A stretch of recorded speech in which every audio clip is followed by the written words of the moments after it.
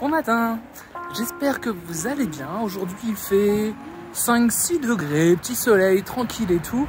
Et donc on va en profiter pour répondre à la question que tout le monde se pose. C'est une bonne situation, ça. Bulgare. Après m'être fait reprocher de ne pas avoir reflété une image réaliste de la Bulgarie dans ma première vidéo, je me suis demandé quelle serait une image honnête des conditions de vie ici. J'ai donc été sur le site d'Eurostat pour trouver les revenus moyens et médians de la Bulgarie, et afin d'avoir une comparaison, j'ai aussi pris les chiffres pour la France et l'Europe à 27.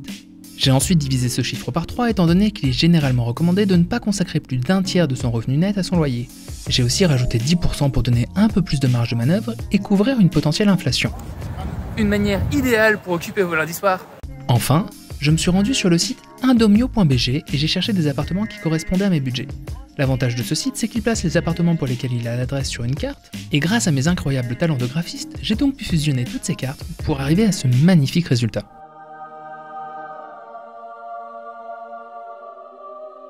Ce qui m'a permis de décider d'un itinéraire qui commence par l'appartement du Français.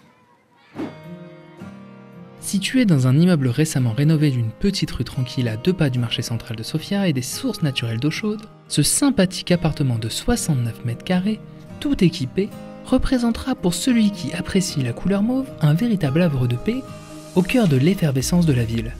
Bien évidemment, de nombreux transports en commun, commodités et petits restaurants seront juste au pas de votre porte afin de vous apporter pour seulement 690 € par mois tout le confort que vous méritez.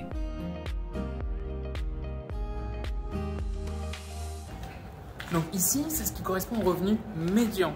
Ça veut dire que concrètement, la moitié de la France, si elle travaille en télétravail en Bulgarie, pourrait se payer ça ou mieux, et l'autre moitié de la population française devrait soit faire un effort financier, soit accepter d'avoir un appartement un peu moins bien. Nous nous rendons donc 2,6 km plus loin pour découvrir un appartement pour tous les Européens. Exposé sud, à 2 pas d'une école qui apporte de la vie à cette petite rue résidentielle, vous pourrez ici bénéficier d'un appartement de 55 mètres carrés très bien rénové. Être un peu plus excentré du centre-ville propose aussi des avantages tels que la grande surface Kaufland à 2 pas d'ici, qui permettra de remplir votre frigo sans vider votre porte-monnaie. L'université de médecine toute proche vous assure quant à elle une très bonne connexion avec le réseau de transport en commun de la ville, ainsi que la proximité de nombreux petits commerces. Pour 600 € par mois, vous aurez ici accès à la parfaite alliance entre effervescence et confort. Ce que je viens de vous montrer, donc, c'est la moyenne européenne. Les moyennes, c'est un peu de la merde parce que ça veut tout et rien dire. Et donc, il faut vraiment comprendre. Je sais, j'explique un truc qui est évident pour certains, mais des fois, on l'oublie un peu, tu sais. Que genre, ça veut dire que si toute l'Europe était communiste, qu'on partageait parfaitement tous nos revenus, nos salaires, eh bien, on pourrait tous s'offrir à peu près ce que je viens de vous montrer. Mais ça ne montre pas ce que la majorité des gens peuvent s'offrir. Et nous reprenons donc la route pour nous rendre 1,6 km plus loin à l'appartement de la majorité des Européens. Charmant et très spacieux appartement de 80 mètres carrés situé au sein d'un grand quartier résidentiel, vous conserverez ici une bonne proximité avec les transports en commun qui vous permettra de vous rendre n'importe où en ville dans des délais très raisonnables. Le quartier offre bien évidemment son lot de commerce et quelques restaurants typiques des Balkans où vous pourrez vous substanter pour quelques levas. Pour seulement 520 € par mois, plus de la moitié de l'Europe pourrait s'établir confortablement ici. Alors pourquoi pas vous ? Maintenant qu'on a vu la différence entre moyenne et médiane, et un peu l'écart que ça représente, qui est d'ailleurs pas si grand que ça, hein, c'est surtout un écart en termes de... On s'éloigne du centre-ville, on s'éloigne un petit peu des transports, mais on reste dans un quartier très agréable et très sympa. En même temps, c'est l'automne. En automne, tout est très agréable et très sympa. Eh bien, on va se faire un petit plaisir et on va voir qu'est-ce qu'on pourrait se payer en tant que Français si on décidait de tous partager notre salaire. Et c'est un peu chouette. Un appartement pour tous les Français. À 2,2 km de notre point de départ, situé dans un des immeubles modernes à la périphérie de la ville, 103 mètres carrés, des écrans plats, c'est super moderne. Et dans le même quartier, il y avait un immeuble avec 2 gardes qui sont venus m'interpeller quand je filmais. Ils avaient l'air super soulagés quand je leur ai dit que je m'intéressais juste à l'architecture et que j'étais pas du tout là pour la vie privée des résidents. Bref, pour 720 € par mois, c'est la belle vie. Ok, maintenant qu'on s'est bien amusé, on part voir la Bulgarie. 1,8 km plus loin, on arrive donc à l'appartement de la moyenne bulgare. Avec plusieurs appartements dans notre gamme de prix, et même un dans la tranche supérieure, ce quartier semble décrire parfaitement notre tranche socio-économique. On y retrouve beaucoup de grands immeubles de béton plus ou moins bien rénovés. Ici, pour 320 € par mois, vous pourrez trouver des appartements très confortables de 65 mètres carrés que vous pourrez meubler à votre guise. Le quartier est proche d'un parc très agréable et des commerces, mais il est cependant assez excentré par rapport au reste de la ville. Rien d'inatteignable tout de même, grâce aux lignes de bus avoisinantes. Alors voilà, ça c'est la moyenne plus bulgare, comme vous avez pu le voir sur la carte, c'est là où il y a le plus de points verts et aussi quelques points bleus, donc entre moyenne bulgare et médiane européenne, quoi. Et ça va, c'est chouette, c'est vraiment c'est bien entretenu, il y a de belles écoles et tout. Et donc maintenant on peut aller voir la médiane.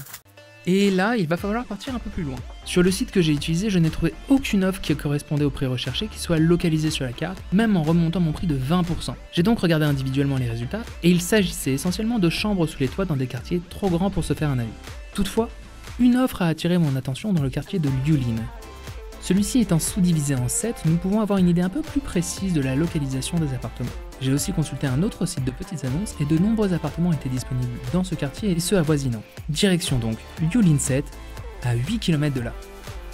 Avant de passer au grand reveal, et tant qu'il reste un petit peu de lumière, j'en profite pour vous suggérer, si vous le souhaitez, de vous abonner, laisser un petit commentaire, un petit like ou que ce soit une trace de votre passage, c'est toujours super sympa, super motivant à voir. C'est super cool, j'ai une vidéo là qui vient de passer les 1000 vues, c'est incroyable.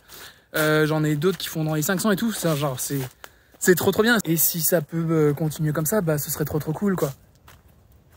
Ah, j'arrive juste là, c'est juste derrière. Hop. L'appartement de la médiane bulgare.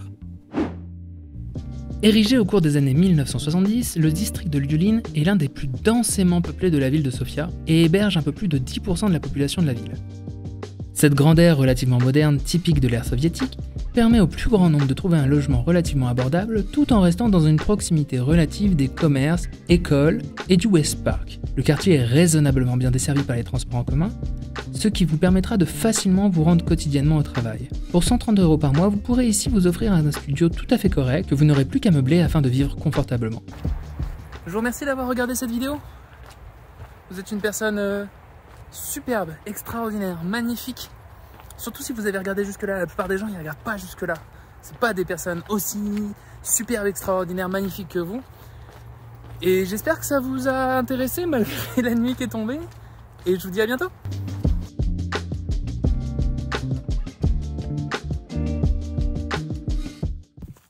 Voyons, j'allais pas vous laisser dans le noir comme ça. Je suis content d'avoir pu aller visiter ce quartier-là, d'avoir une raison d'y aller, étant donné que, vu là où il est placé, j'y serais jamais allé autrement. Parce que on voit bien qu'on a un gros décalage entre un 50% qui peut vraiment facilement se payer de vivre là, voire vraiment mieux, et de savoir qu'il y a un autre 50% pour qui ça peut être plus délicat d'aller vivre là-dedans. Après, on n'est pas très loin non plus du salaire minimum, donc c'est pas non plus inaccessible à partir du moment où tu as un revenu. Et ça reflète un autre indicateur qui est l'index Gini, qui vise à mesurer les écarts de revenus au sein d'une population, pour lequel, si je me souviens bien, la Bulgarie a un score de 40.4, c'est la place à peu près juste entre la Chine et les États-Unis, qui sont deux sociétés qu'on connaît comme étant très inégalitaires, et bien en dessous de la France, qui elle est à 31.6, et du Canada qui est à 33.8. Et ce qui est donc assez amusant par rapport à ça, c'est de se rendre compte qu'une économie qui a le même âge que moi, je suis né en 90, juste après l'effondrement du bloc soviétique, qui a suivi le modèle américain, ressemble à l'économie américaine. Et la petite ironie, c'est de se dire que ça fait qu'une majorité de la population bulgare vit dans des conditions de vie aujourd'hui qui sont un héritage de l'ère soviétique. Et il faut aussi prendre tout ce que je vous ai montré avec des pincettes, parce que moi je suis pas économiste. J'aimerais ça à l'occasion peut-être travailler avec des gens un peu plus experts dans des sujets ou quoi que ce soit, mais pour l'instant je m'amuse tout seul dans mon coin avec des tableaux de chiffres quoi. Et donc si ça se trouve mes chiffres sont pas très bons, si ça se trouve aussi voilà, j'ai que quelques données, donc si ça se trouve c'est pas du tout représentatif, même si ça m'a l'air de l'être. Et